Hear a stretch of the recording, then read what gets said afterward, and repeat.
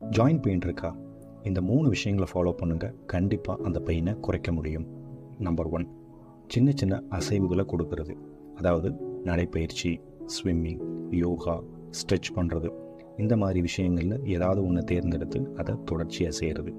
ஏன் அப்படின்னு பார்த்தீங்கன்னா, உங்கள் ஜாயின்ஸில் சைனோவியல் ஃப்ளூயிட் அப்படிங்கிற ஒரு லூப்ரிகன் திரவம் இருக்கும். அது மூமெண்ட்டில் தான் கொஞ்சம் கொஞ்சமாக உற்பத்தியாக ஆரம்பிக்கும். நீங்கள் தொடர்ச்சியாக சின்னதாக ஒரு வாக்கிங் போகிறதோ சைக்கிளிங் போகிறதோ பண்ணும்போது என்னாகும் அப்படின்னு பார்த்தீங்கன்னா, உங்களுக்கு அந்த ஃப்ளூயிட் நல்லாவே உற்பத்தியாக ஆரம்பிக்கும்.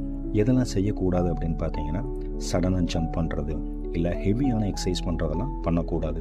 உங்களுக்கு ஆர்த்ரைட்டிஸ் இருக்குது, இல்லை மூட்டில் ஏதாவது பிரச்சனைகள் இருக்குது அப்படின்னா கூட உங்கள் டாக்டருடைய அட்வைஸின் பேரில் கொஞ்சம் கொஞ்சமாக நீங்கள் நடக்கலாம்.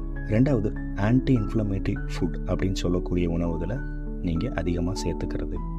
சயின்டிஃபிக் ரீசன் என்ன அப்படின்னு பார்த்தீங்கன்னா, சில உணவுகள் இன்ஃப்ளமேஷனை கட்டுப்படுத்தக்கூடியது.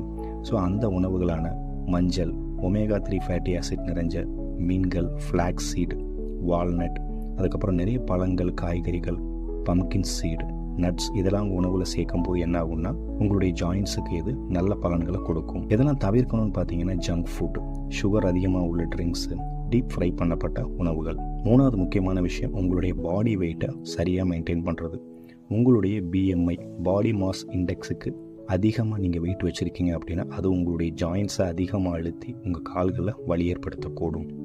இது கூடவே நல்ல தூக்கம், சன்லைட், வைட்டமின் D, சரியான போஸ்டரில் உட்கார்றது, அதுக்கப்புறம் தொடர்ச்சியாக ஒரே இடத்துல உட்கார்ந்துருக்கிறது மாதிரியான விஷயங்கள் நீங்கள் தவிர்த்தீங்க அப்படின்னா உங்களுடைய ஜாயின்ஸுக்கு இது ரொம்பவே நன்மை பயக்கும். தேங்க்யூ.